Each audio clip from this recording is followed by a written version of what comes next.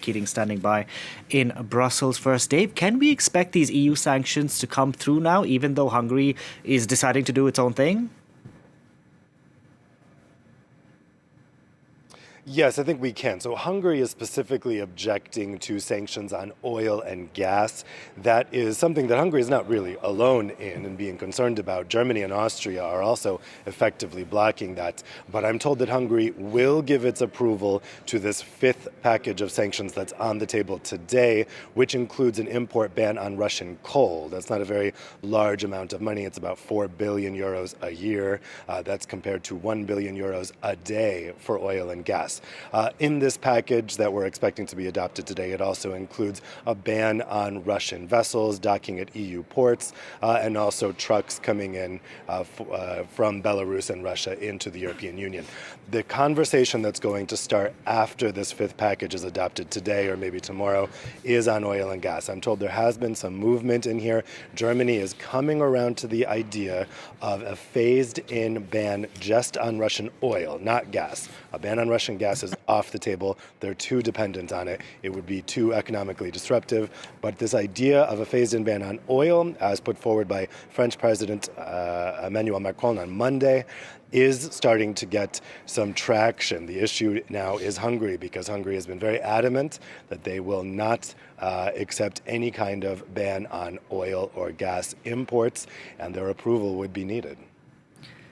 Dave, currently there's a NATO foreign ministers meeting going on. How is that? What's happening there? And is Hungary the odd man out there too? Yeah, I mean, also across town at NATO, you are seeing Hungary being the odd man out with the issue of arming Ukraine. This is the big topic today. Ukraine's foreign minister is participating in this summit of NATO foreign ministers, and when he went into the building this morning, he said Ukraine wants three things: weapons, weapons, and weapons. This is the main thing that they are asking NATO countries for.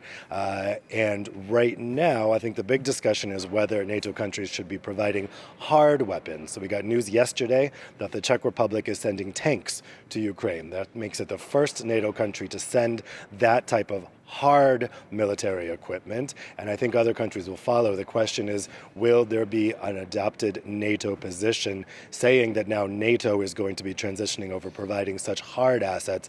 I think probably not, because there's still a lot of concerns that that's going to escalate the situation, and there's also concerns that that type of hard military equipment like tanks would be vulnerable to Russian attack as it's transported over to Ukraine. There's worries that Russia could attack those transport convoys while they're within NATO territory, which of course could spark a larger conflict. For its part, Hungary has said not only will it not arm Ukraine, but it will not allow any arms to go through Hungary, say if they were coming from another country further to the west in the EU.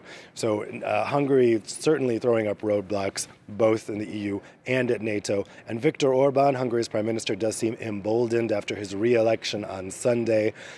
He was kind of quiet about standing up for his longtime ally, Vladimir Putin, over the past month. But since Sunday, we have seen quite a change in tone. Quite a change indeed. Thank you very much for that, Dave. Dave Keating reporting that for us from Brussels.